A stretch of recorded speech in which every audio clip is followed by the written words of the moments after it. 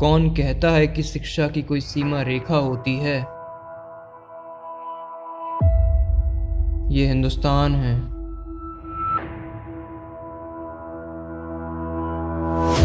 यहाँ शिक्षा ही धर्म है और शिक्षा ही कर्म है। सोने की तरह तो हर कोई चमकना चाहता है, पर हर किसी में तपने की क्षमता नहीं होती। The X Identities presents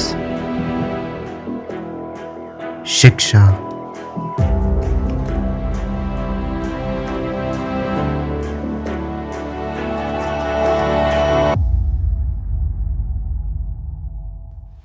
प्राचीन काल में भारतवर्ष की वैदिक शिक्षा के लिए गुरुकुल तथा आश्रम प्रचलन में थे। भारत में जो गुरुकुल की परंपरा थी वो बहुत ही वैज्ञानिक आधारित थी। हमारे ऋषि मुनियों ने उसे वैज्ञानिक तौर तरीके से बनाया था कि उसमें हम सब का विकास सन्निहित हो गया था। गुरुकुल की शिक्षा में केवल एक व्यक्ति का विकास सन्निहित नहीं होता था, उसमें सभी का विकास सन्निहित होता था। हमारी वो गुरुकुल की शिक्षा गुरुकुल से विश्वकुल की यात्रा कराती थी। हमारे गुरुकुल के एक छोटे से आश्रम में भी सभी विद्याएं सभी लोगों को सिखाई जाती थी।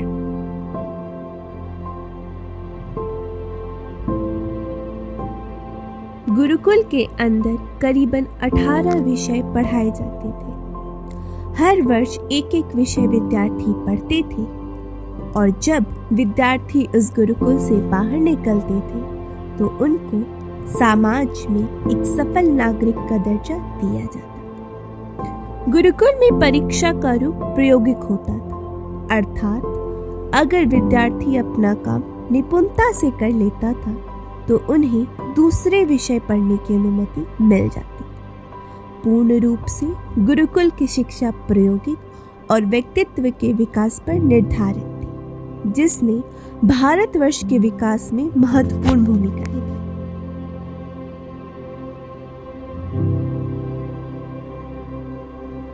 फिर उसके बाद भारतवर्ष में 5वीं से लेकर 13वीं शताब्दी तक तक्षशिला तथा वल्लभी जैसे विश्वविद्यालय ने शिक्षा का दायित्व संभाला। प्राचीन वैदिक प्रक्रिया को अपनाकर प्राचीन समय में बहुत सी शिक्षात्मक संस्थाओं का स्थापना हुआ, जैसे तक्षशिला और विक्रमशिला, जिन्हें भारत की प्राचीनतम विश्वविद्यालय में गिना जाता है। बिहार के पटना से करीब 90 किलोमीटर और बोधगया से 62 किलोमीटर दूर दक्षिण में 114 हेक्टेयर में नालंदा विश्वविद्यालय का अवशेष पहले हुआ। इतिहास का अध्ययन करने पर पता चलता है कि इस विश्वविद्यालय में करीब 780 साल तक पढ़ाई हुई थी। तब बौद्ध धर्म, गणित और चिकित्सा जैसे विषयों की पढ़ाई होती थी। विश्व के पहले आवासीय विश्वविद्यालय में दुनिया भर से करीब 10,000 से भी ज़्यादा छात्र एक साथ शिक्षा हासिल कर सकते थे। इतिहासकारों की माने तो इस विश्वविद्यालय में सम्राट अशोक ने सबसे ज़्यादा मठों तथा मंदिरों का निर्माण करवाया था। संसार के पहले विश्वविद्यालय में 3 पुस्तकालय थी, लेकिन जब एक मुगल शासक ने इसमें आग लगाई तो यहाँ की पुस्तकें जलने में 6 महीने का वक्त लगा। ये भी कहा जाता है कि विज्ञान की खोज से संबंधित पुस्तकें विदेशी छात्र विदेश लेकर चले गए। मुगल साम्राज्य एक इस्लामिक तुर्की मंगोल साम्राज्य था, जो कि 1526 में शुरू हुआ, जिसने 17वीं शताब्दी के आखिरी में और 18वीं शताब्दी के शुरुआत तक भारतीय महाद्वीप पर शासन किया और 19वीं शताब्दी के मध्य में समाप्त हुआ। इस दौरान मुगलों ने मदरसों और मकताब के जरिए भारत में शिक्षा के संस्थान स्थापित किए। मुगलों ने भारत में शिक्षा के लिए मकतब और मस्जिदों की स्थापना की थी। उनका मानना था कि हमको दूसरों से सीख लेने के साथ साथ मोहम्मद की शिक्षाओं से सीख लेना चाहिए। पुराने समय में मकतब और मजलिस तालीम के मुख्य मदम थे। जहां मकतब को अनाथ और गरीब बच्चों को अच्छी तालीम देना और अच्छी जिंदगी देने के लिए स्थापित किया गया था, जिसमें कुरान से जुड़ी शिक्षा पर ध्यान दिया जाता था। वहीं मस्जिद या फिर मुस्लिम धर्मार्थ स्थल पर मौलाना या मौलवी द्वारा शिक्षा दी जाती थी। उसको मजलिस का नाम दिया गया था।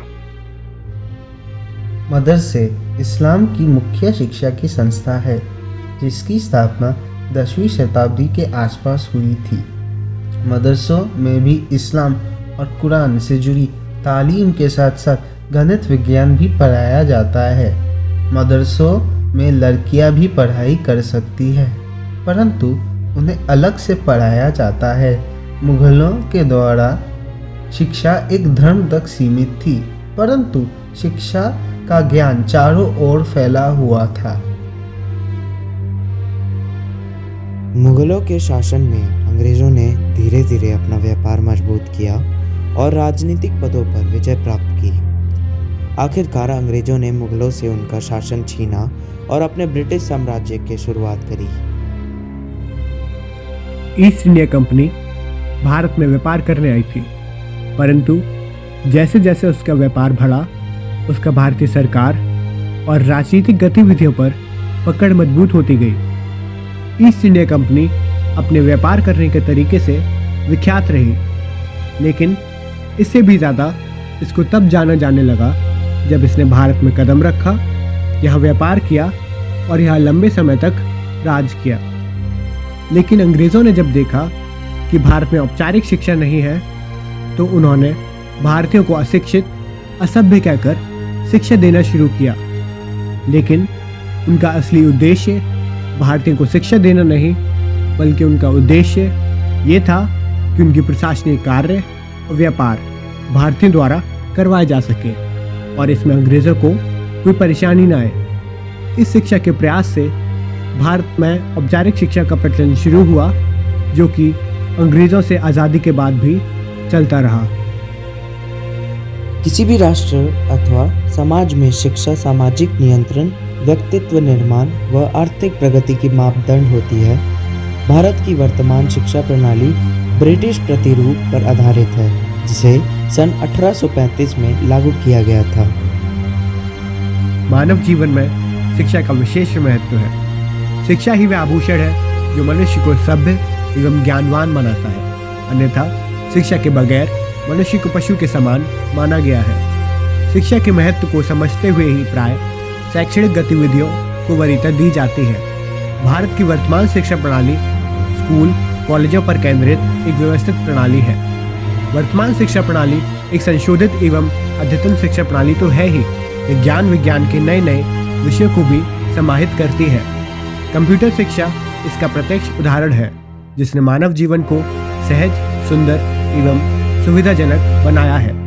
इस शिक्षा प्रणाली के अंतर्गत देश में नए नए विश्वविद्यालयों, कॉलेजों एवं स्कूलों की स्थापना की गई है और यह प्रक्रिया अनवरत जारी है। इसमें शिक्षा का प्रचार प्रसार बढ़ाने के साथ साथ साक्षरता दर में भी बढ़ोतरी हुई है। वर्तमान शिक्षा प्रणाली की एक प्रमुख विशेषता यह है कि इसमें महिला साक्षरता की भी तरफ विशेष ध्यान दिया गया है। भारतवर्ष में भले ही विभिन्न प्रकार की शिक्षा प्रणाली रही हो, परंतु जो आज भारत की उल्लेखनीय उपलब्धियां हैं, जैसे आर्यभट्ट द्वारा शून्य की खोज करना, अंतरिक्ष में इसरो द्वारा 104 सैटेलाइट एक साथ भेजना, भारतीय वैज्ञानिकों द्वारा परमाणु हथियार का सफल परीक्षण करना, या फिर खेल कूद में विश्व भर में अलग अलग उपलब्धि हासिल करना हो। भारत ने हर क्षेत्र में अपना परचम लहराया है। ये वो भारत है जो बीते हुए काल से लेकर भविष्य के काल तक अपनी शिक्षा और एकता के बल पर विश्व भर में इस तिरंगे की शान हर नए पीढ़ी में बनाए रखेगा। सुंदर है जग में सबसे, नाम भी सबसे न्यारा है, वो देश हमारा है, वो देश हमारा है, जहाँ जाति भाषा से बढ़कर देश प्रेम की धारा है, वो देश हमारा है, वो देश हमारा है।